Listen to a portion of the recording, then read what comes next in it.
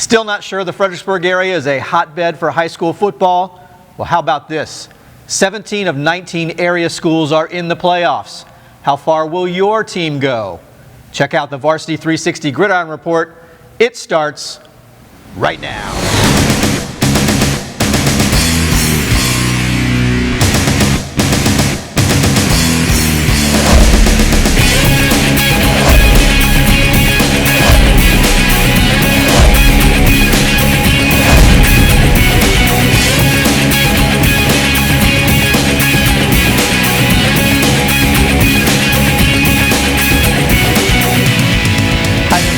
Coleman here from the Virginia Varsity Sports Network, and this is the Varsity 360 Gridiron Report. We have made it through an entire regular season. Certainly hope that you have enjoyed joining us right here at Fredericksburg.com each week to highlight the top stories in Fredericksburg area high school football.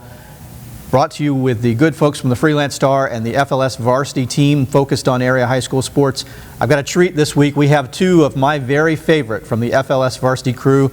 Let's introduce them. First off, we have sports reporter extraordinaire, Mr. Taft, Coghill Jr. Taft. Good to see you, man. Good to see you too, Mark. Glad to have you here. We also have from the Freelance Star, where he is the assistant sports editor and also the unequivocal guru in VHSL PowerPoints. It is Mr. Justin Rice. Can't argue with math. We've got to discuss this. Who are not his favorite Freelance Star people? You're going to have to clarify that someday. Who exactly is not your favorite? So you can't ask me those kinds of questions on camera, man. That's not fair. That's not fair. But you guys are in the top 5 at least. Well, we appreciate that. That's pretty good. Top 5's not bad. Hard-working crew. So tell me, Justin, you are impeccable in terms of calculating PowerPoints, right? You actually have come out with points ahead of others and have been proven to be correct? I had, I think, a pretty good points week. We put a lot of effort into it, and you know, it is math. And you're right. I love to say you can't argue with math, and it's just math. And we put a lot of time into it, and so on. And people like to know on that Friday night. They care. People like to know, and they want to know who they're playing. And yeah, you know, I had coaches texting me asking me who they were playing. We like to be able to answer that question for them. Yeah. Awesome, awesome. Well, this is a hard-working crew here. So why don't we jump right into some football? Talk some playoffs, maybe. How's that sound? All right. Good. Let's review some final regular season Week 11 games, however. 5A North matchup, game of the week. Two teams that are clearly going to be big threats in the playoffs. Massaponax and Brook Point. Ponax putting their undefeated, in fact, 3 regular seasons in a row, undefeated record on the line, visiting a very strong Brook Point team. Ponax really has been on a roll this, well, heck, the whole season. They continue big games against their 5A North opponents. Ponax with the 42-21 victory. How good is this Massaponax team, fellas?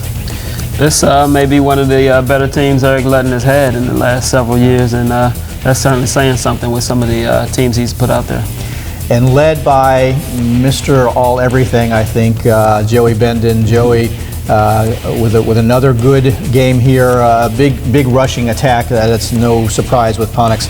Bendon goes 21 carries, 165 yards, scores twice on the ground. He also connects on 4 of 5 passing, and oh, by the way, he earns the Freelance Star Player of the Week honors along the way. But yeah, let's be honest, he's had an awfully good season to boot. This was just a regular season game to cap off a good 10-week stretch. Yeah, and especially the last 3 weeks, they've had, this is the 3rd straight game for Massaponax to have over 400-yard rushing as a team. And if you look at the teams they've played, it's been Brook Point is the number 4 seed in the region, Mountain View is the number 7 seed, and North Stafford is the number 6 seed in the region. And they've gone 400 yards against all those guys. Would have had 400 yards in the week before that against Potomac if their starters had stayed in the game long enough. I mean, they've done it against the toughest part of their schedule.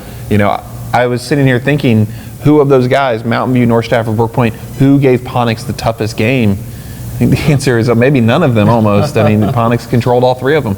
Yeah, they did. Brook Point, I thought, would be the most physical of the three that would possibly match Massaponax physically, but I think eventually Massaponax' depth kind of wore on them a little bit in that triple option offense. Right. I think this game was moderately close at halftime. It was a big second half. I think they scored Ponex scored on 4 consecutive possessions to put this game away. But yeah, I mean, clearly this is the class of the area. Ponex is, I think, across any team. I mean, they have been the #1 team on the power poll since the beginning, and I don't think that they've done anything along the way to damage those credentials. Yeah, I don't know how many times we've had a team go wire to wire. And we got #1 right. We never did #1 that guy. Yeah, right. Yeah. How about you don't get the kudos for that, right? Yeah. By golly, you guys did it this season. So congratulations on that. They're doing it with a good team approach. You know, this week they had Trey Watkins with 19 carries for 135 yards, scored a pair of touchdowns. They also got a pair of touchdowns from Tristan Medina on 12 carries and 95 yards. They're spreading it around just like they always do. Lots of people carrying the ball and running. And that's what's interesting, I think, about this year's Massaponax team. Coming into the year, you didn't know who would replace Bo Fields and C.J. Lewis, but you've seen Trey Watkins really step up. He was a force last year on defense. He was an all-area defensive back. Right. And now you see him stepping up at running back. You see Tristan Medina stepping up. You've seen Trey Carson step up over the last several weeks. So with those guys, when you combine that with Benden, it's going to be really, really hard for anybody to stop. Let's give a quick acknowledgement to a couple of kids on the Brook Point side, and starting with Damone Drew, 25 carries, 203 yards, 1 score. He eclipses the 2,000-yard mark rushing for a season. I don't care what level of football you're playing in. 10 games, 2,000 yards. That's quite an accomplishment. Yeah, it'd be very interesting to see who gets that Conference Player of the Year between him and Benden. So.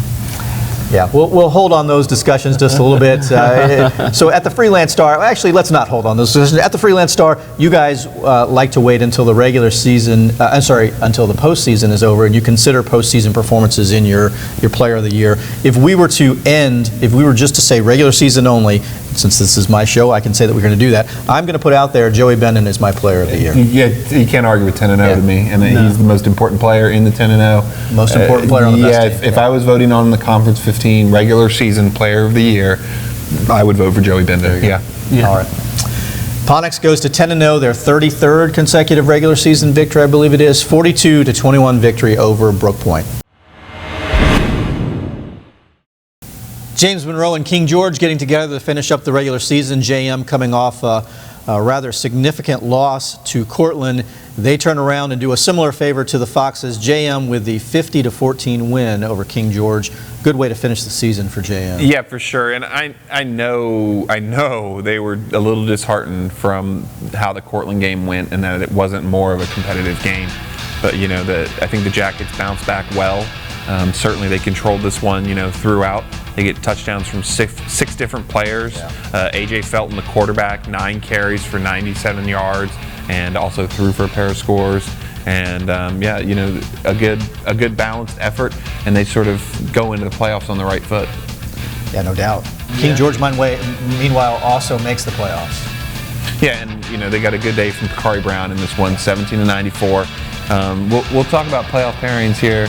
It's going to be a tough one. They got a big one coming up this week. We get some rematches along the way. And the Foxes will be one of them. But they've certainly shown, King George at 5-5 has shown they're a team you have to take seriously, because if you let them sit and run their offense and do their thing, they can get into a grinding type game. JM gets their weapons going, and they avoid that. I think King George might have been a victim of their own success a little bit by upsetting Cortland. They motivated Cortland to pound JM, which motivated JM to pound that's a good them. point. That victory may have. King George threw up the flag and said, "Take us seriously." Yeah, exactly. And they did. Yeah. So, JM clearly the dominant team, at least on this night. 50-14 win over King George. North Stafford and Mountain View tangling in a late season game, has playoff in the 5A North implications for seeding, also bragging rights within Stafford. A back and forth game. North Stafford comes away with a very close 37-35 victory over Mountain View, and the story in this game, fellas, Nakeem Morton gets the game-winning touchdown, 4 minutes or so. He also returned a kick for a touchdown. Have you heard that one before? In what situation would you kick to Nakeem Morton? I mean, never? Never. I'll take my chances kicking it out of bounds or let them get it at the 35 or 40 or whatever it is. Yeah, I think that's probably a better choice. Is it 7? Have we decided it was 7 kick returns for touchdowns this season? There was a stretch there at the beginning of the year where it was every game practically. Nakeem obviously doing the damage there. Jimmy Edwards also for North Stafford, 2 touchdowns passing. Mountain View obviously though with some good stats on the other side of the field though. When you have a score as high as 37-35, that's the way it's going to play out. Yeah, Tweedy had 17 carries for 128 yards, 2 touchdowns at the quarterback spot, and then he was 17 of 27 for 276 yards, 2 touchdowns. One of his best games of I think the whole season there in terms of combined yards. And of course, Collison Coffey, 11 carries for 76 yards, scored a touchdown, also caught 7 passes for 83 yards. Yeah. That's a good PPR running back to have, Coghill. You want to have him in your high school fantasy football leagues. Yeah, two explosive offenses here. This game is probably one that would have been worth the price of admission when you look at the type of athletes on the field with the Devin Ford and Nakeem Morton, Collison Coffey, Ahmad Tweedy, just a plethora of athletes on the field, and it reflected in the score. Yeah, I think the implications, it's a playoff. You mentioned it's a seeding game. Right. North Stafford, by virtue of the win, they jumped ahead of Mountain View. They get to be 6th. Mountain View gets to be 7th. Had it gone the other way, I think Mountain View could have finished as high as 5th. Mm-hmm. So both teams finish at 7-3. Both teams will be playing at home in the playoffs, but that we'll see if that one lower seed comes into play or one higher seed, depending on which side you're looking at, it comes into play. But obviously playoff games here. North Stafford coming on strong late season. Mountain View maybe limping across the finish line. Well, I think with either team, you're 7-3 and your 3 losses are 3. They haven't lost to a bad team. No. Neither of these teams have. No doubt.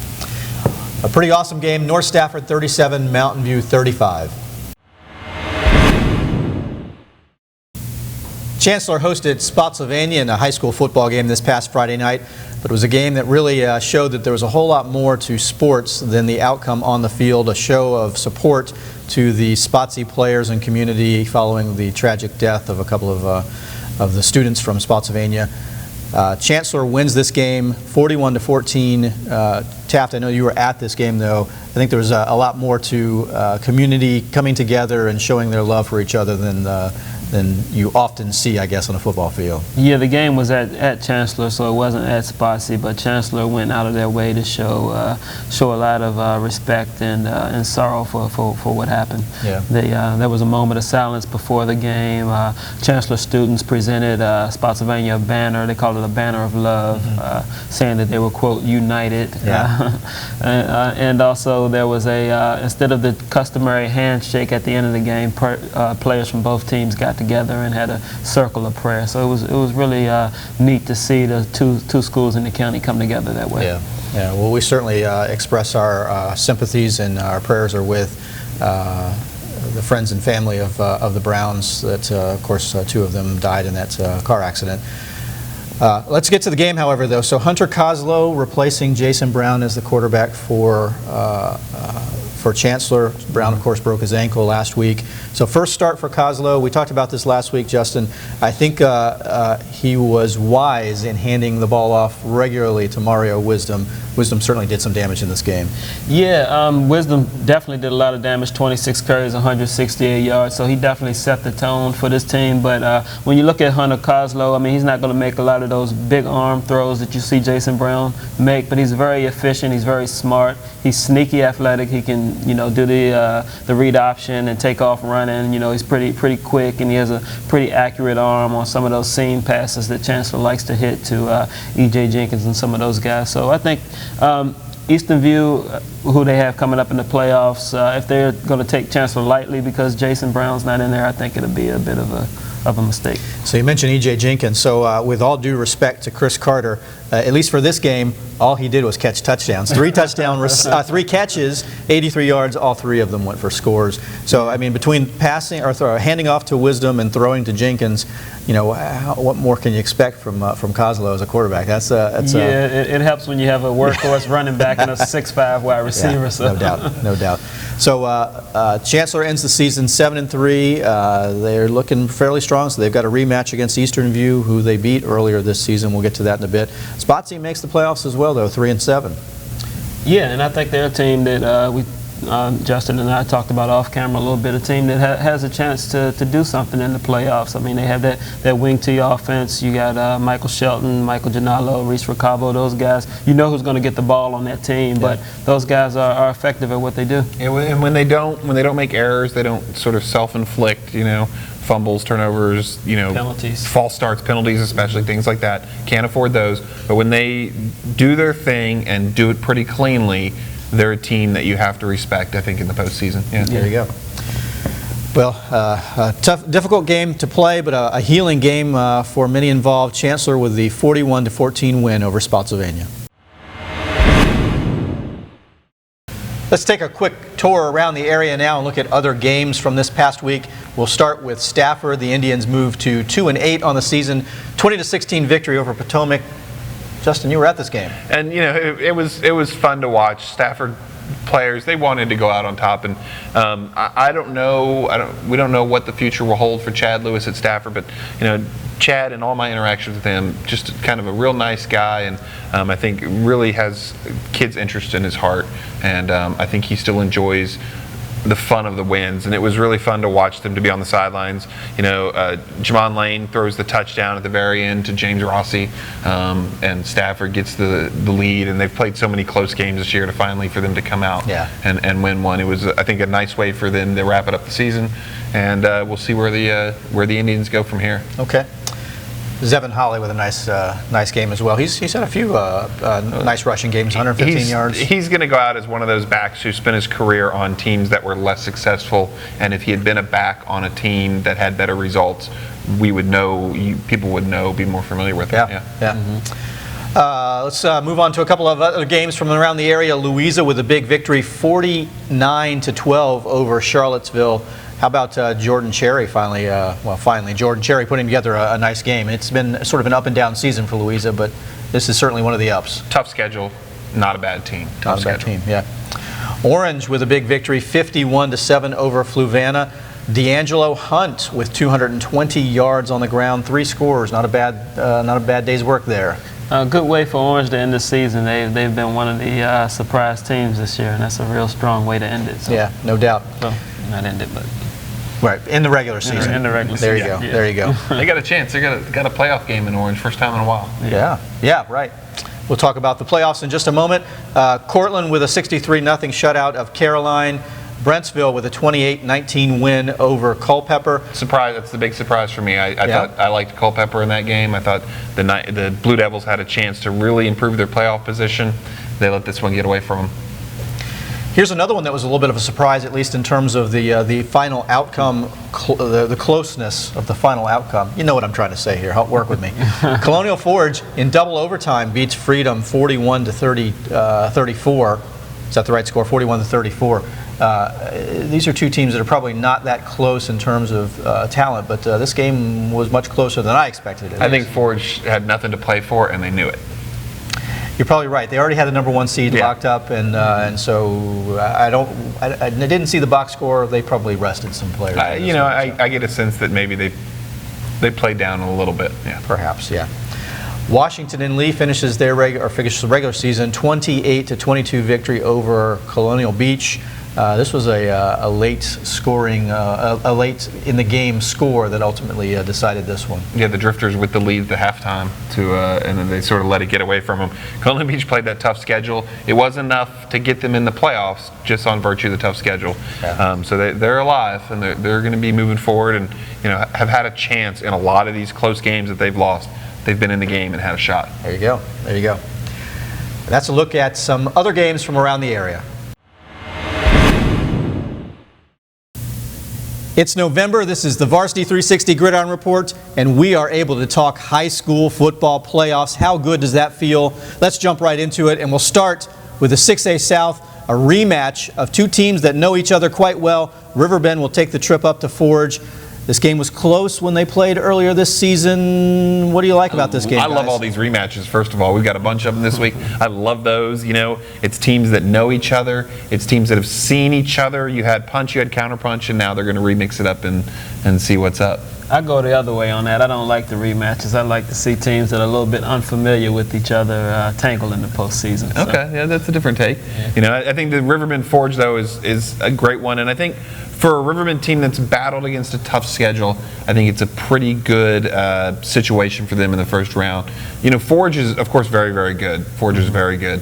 But I don't think they're overwhelming offensively. And I think Riverbend is physical enough to sort of, if they can turn it into a slugfest and make it that sort of game. Yeah, Riverbend, if they don't beat themselves and if they finally find a way to get over the hump in one of these close games, they're nowhere near as bad as their 4-6 record. And I'm not quite sure that Colonial Forge is as dominant as a 9-1 record might suggest. So I think both teams are somewhere in the middle, and I think it'll be another close game. And these teams may not be in the same situation that they were when they played earlier in the season. So it was week 3 or week 4. I can't remember when it was when the two teams met. Riverbend has went through a nice little stretch there where they were able to beat some teams, certainly not at the level of competition that Forge is, but it'll be interesting to see how this one plays out. I'm really anxious to see this one.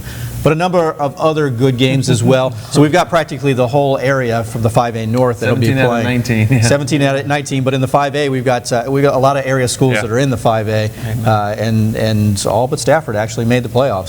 So congratulations to them. I think in this one, maybe that Atlee Mountain View game looks like it could be an interesting matchup. Two teams that are 7-3 on the year. Yeah, well, I think you take Massaponax and Halifax, and gosh, you sure like Massaponax in that game. Yeah. Brook Point, obviously I've never seen George Marshall play, but you like Brook Point's resume, you like that against Marshall, and given North Stafford and Albemarle's history, you certainly like North Stafford, Albemarle. Mountain View Atlee. Yeah, Mountain View Atlee, I think that's the toss-up game of this group.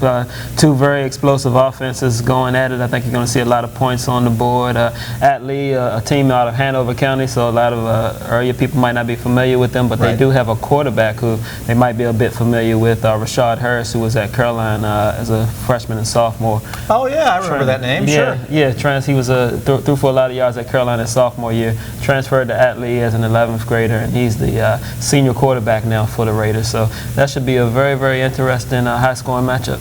Rashard Harris, of course, the subject of a great classic Taft Coghill guarantee that Rashard Harris would be a prolific high school quarterback, and I think he certainly turned out that way. I think that's a good game. Mountain View is certainly going to need its offense moving, and I know that Collison Coffee and Tweedy have both nursed little injuries at times in the last, say, 3 weeks. They're going to want to be full speed for this one. Yeah, this is one of those matchups I was talking about with two teams not as familiar with each other. It should be a very, very exciting game. I think so. A little bit of everything. At least for this week as the playoffs shape up. Stepping to the 4A East, we've got a couple of rematches, though. Sorry, Taft, but it will happen. A couple of rematches of area teams, in fact. So let's start with King George playing Cortland. So King George gets in, but the benefits of that, or the rewards of that, is they get a rematch against the Cortland team that they beat just a few weeks back. I suspect the Cougars are probably going to remember that game and maybe have it in the back of their mind. Well, I think that's the overwhelming thing is, okay, so which do you like better? On one hand, King George certainly clearly has a game plan that is proven against Cortland that they can do and win, and that's what they're going to be selling all week. Look, we did this, and when we do it this way, we can win this game. So you've got that. Right. And then you got Cortland going, if we play like that again, we will lose this game.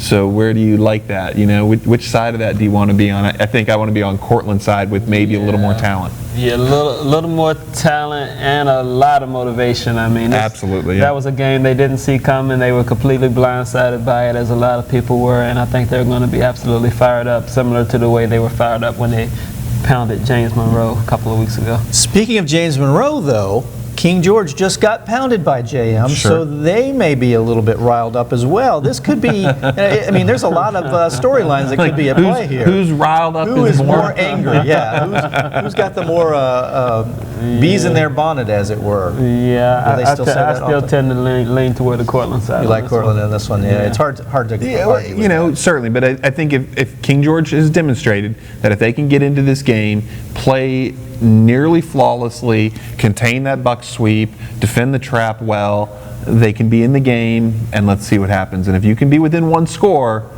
Yeah, I mean, they obviously had the formula that worked. I mean, Obviously, yeah. Breck Hall, obviously J.C. Hall's brother who ran the wing T and knew it very well. He was able to implement some stuff that they were able to take advantage of. So, I mean, there obviously is a formula there, but I just can't imagine Cortland losing that game. Lightning doesn't strike twice, is what you're saying. We'll see. We'll see. That's the beauty of football. But we've got another rematch. Chancellor will be meeting up with Eastern View. Now, this game will be at Eastern View. The game earlier in the regular season was at Chancellor. The Chargers coming away with a pretty handy victory in that one. Cyclone's going to be looking to get some revenge here. Hard to think of this as a rematch because Chancellor's looking a lot different right now. What are Brown they now? is now on the sidelines. He will be out for the remainder of the season. Not only Jason Brown, and I spoke to Bob Oliver at the end of the game. He spoke and he said that you know at this time of year you're going to be banged up, but that team has had a rash of injuries lately on the offensive line and also at receiver. They lost a real key receiver and defensive back with Chris Green, who suffered a broken hand. So it's a different Chancellor team, but one thing I noticed in that Spotsylvania game, they've had kids willing to step up. You had a kid like Cameron Curry step up and catch a 50-yard touchdown catch against Spotsylvania. So they have the people in place that can step into bigger roles. So it'll be very interesting to see. That'll be a game I'll be watching real closely to see how those replacement players do for Chancellor. Replacement, the next lineup. And when they first played, of course, it was a high-scoring game and lots of offense. And I think now you've got two teams that are going to be counting on the ground game. Chancellor's going to hand it to Mario Wisdom. Eastern View's not going to hand it to anybody. They're just going to run straight ahead with Josh Stallings. I think it's a really intriguing matchup. I think it speaks well of this pod from the 4A East that you have two teams like Chancellor and Eastern View, and one of them is going to be one and done in the postseason. Yeah. That's two very good teams. That's two very good teams. Even with Brown and all those weapons available in the first game, the game turned on a muff punt by Eastern View. That's where the game kind of turned into a rout. So I'm sure Eastern View has that in the back of their mind going forward. So. No doubt, no doubt. Let's take a look at 3A East. Should we, or how about we now do that now? James Monroe will be taking on Armstrong. You like JM's chances. You get in the playoffs, it's hard to argue against JM. You know, I have a strong feeling about 8-2 James Monroe against 2-8 Armstrong. I feel pretty good. Stadium. At Morey Stadium. At anywhere, really. I mean, you probably could do like that one. Spotsy and Brentsville, though. I mean, this Brentville, excuse me. Brentsville. How do you say that? Brentsville, and I don't know. I don't know what to think about Brentsville because they're a team that started off the season. They piled up a nice record and they pounded on some not very good schools at all. You know, they piled up 5 wins, and then they came back for them to come back this past week and to beat Culpeper. To me, I really liked Culpeper in that game. I think you said that earlier, and that said something to me about Brentsville. But I like Spotsy. It's like we talked about with King George, that formula where we're going to run the ball well, we're not going to make mistakes, we're not going to turn it over, we're going to avoid 5-yard penalties and things like that, and we're just going to grind it, and you know, maybe that keeps you in a game, right? Yeah, that's definitely the key, like you said, avoiding those penalties, because I noticed when I saw them play against Chancellor last week, they were behind the sticks a lot. When you get a team like that in 3rd and 15, 3rd and 12, a team like that, they're not able to overcome that. So if they can stay ahead of the sticks, get 3rd and 5, 3rd and 4, and able to grind and control the clock, then they're able to do damage. But once they start making those little mistakes, they really pile up and kind of snowball on Spotsy. Spotsy gets like a Michael Shelton 35 carry effort. I think that's exactly what they should be looking for here, and go try to win a 19-13 game or something like that. One that they just sure. Yeah, just to get into a little bit of a ain't nothing ugly about a playoff win, Mark. You know what I mean, though, right? I mean, it's not going to look pretty to someone who's watching it, but you grind it out. I think you beat your opponent down, and you get ecstatic to win that way. Yeah, absolutely. And I'd be ecstatic for him. I sounded really sure about 8-2 JM against 2-8 Armstrong. You know, I think Spotsy's got a better than a 3-7 team's chance in this game. Wow, he's going out on the limb. I said they have a better than a 3-7. What have you done with Justin Rice, and can you stay longer? A couple of other games in the 2A. Washington and Lee, 6-4, will be taking on East East Rockingham 6-4 as well. That should be a pretty good matchup there. Yeah, and Washington Lee, I think they got their quarterback this past. He missed that Essex game, and they lost to a very good Essex team. All of W&L's losses have been to quality teams this year, certainly. And so we'll see. They're going to get in the playoffs, and I think have a chance, especially being at home. Yeah, I like that quarterback-receiver connection, Cullen Bell, Carson Bell, and also Jerry Samuel. Samuel's a good player at that level, especially. Yeah. And they've got weapons, and they just got to – they're little. They're little up front. W&L is frequently small. They're small up front. They don't want to get into one of those pounding type games. But here you go. W&L makes their 2A East playoff appearance, right? Yeah, exactly. First time. So. Colonial Beach gets into the playoffs as well. They played a really tough schedule this year. That schedule has earned them a right to play William Campbell. Chip in a chair. Don't bet against the beach. I'm not don't bet against the beach. But how about this, guys? So 17 of 19 area schools, Fredericksburg area high school football teams, make the playoffs. Is this the best year for Fredericksburg area high school football, at least in recent memory? I don't know if this is as much of a statement for Fredericksburg area high school football as it is a statement against the current playoff system that allows that many teams into the playoffs. Fair enough, but there were a number of area teams that were beating up on Northern Virginia teams, particularly in Conference 5, don't get me wrong, Division 5. It's a very good area for football. That's not what I'm saying at all, but I mean that high number and that high percentage I think might be more of a... lots of teams go, and that's true, but you look at the teams that have less than good records from this area that have made the playoffs. And you're talking about Spotsylvania, who, yes, is a 3-7 team, but their losses are to Cortland, Chancellor, James Monroe, things like that. King George. Those are good teams they're losing to. You're looking at King George, and their losses are to, of course, Chancellor and JM. I think, in spite of the record, Colonial Beach is another team. Yep. Bad record in the playoffs, but their losses, W&L, Essex, Franklin, Sussex, those are good teams that they're losing to. I don't look at any of our teams and say this is an overwhelmingly dreadful team. Why are they in the playoffs? I think the 12 team, the regions where you've seen them switch to the 12 team formats, better than the 16 team formats. Give those top 4 teams a bye, and then you get much better games when you're playing, 5 through 12, much better games. Massaponax, Halifax. Yeah, that's going to be a sight to see. It might be enjoyable for the Ponax fans, and it'll be at Massaponax, so there'll be hopefully plenty of Ponax fans that will be there to see it. Or it'll be one of the greatest upsets of all time. I'm not ready to call that. I'm certainly not going to. I will be quite shocked. You heard it here, folks. Mark Coleman, Halifax is a winner. But it's exciting for area fans as well to be able to see their team. The chip in the chair, that's the Justin Rice mantra. They're alive, and the season starts all over, fresh and new, and hope springs eternal, and all of those great things. So you got 17 teams, 13 games. How many winners you got locally? I'd have to go through it. Have you? 10. You think 10? I'll take 10. 10 out of I haven't gone through it either, but I think it's going to be a good number. I think it's going to be a big number. I think it's a double-digit number again this week. Well, certainly there's a pretty fair number that are favored, or at least record-wise. Well, I think on the surface, first of all, you like either King George or Cortland. You like either Colonial Forge or Riverbend, and you like either Easterview or Chancellor. That's 3. Yep. You definitely like Massaponax. You like James Monroe. Now we're at 5. You like North Stafford for sure. You like Brook Point. That's 7. Even if you call Mountain View a toss-up, now you're in 7. You're not that far off from where you're going to be. Yeah, I like all those 5A North teams, maybe with the exception of Orange having to go up to Stonebridge. But the rest of 5A North, I think, is going to be pretty well represented from the area. So no doubt. Lots of great games from around the area. Lots of teams still involved. I hope your favorite team is still alive, and I hope that you're able to get out and see at least one of these wonderful Fredericksburg area high school playoff football games coming up this Friday and Saturday. That will do it for this week's installment of the Varsity 360 Gridiron Report. I certainly have enjoyed my time. I hope you have as well. It is always wonderful to get a double helping of FLS Varsity freelance star fellas here with me. It is Taft, Coghill, Justin Rice. It's always fun, guys. Hey, what are you doing Friday night?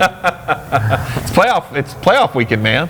playoff weekend, but there's some other things going on as well, not just football. Indeed, don't forget that we got local teams alive in the state field hockey playoffs.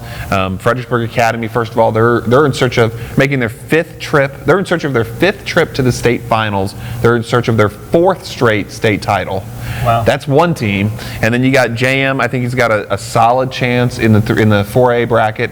They play Western Albemarle on Friday, and then you look at probably Tab on Saturday in the state final.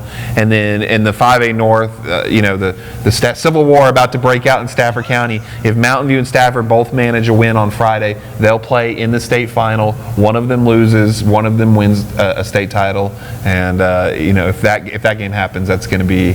Where would that be played? Those games are all at what's now called the Regional Field Hockey Training Center down under the flight path near Oceana Naval Station there at Virginia Beach. Oh. And it'll be a good atmosphere this weekend. And there's the 2 best field hockey regions in the entire state of Virginia are, of course, the Virginia Beach area and the Fredericksburg area. The Fredericksburg schools, or the region schools, look for a good showing there this weekend. So there was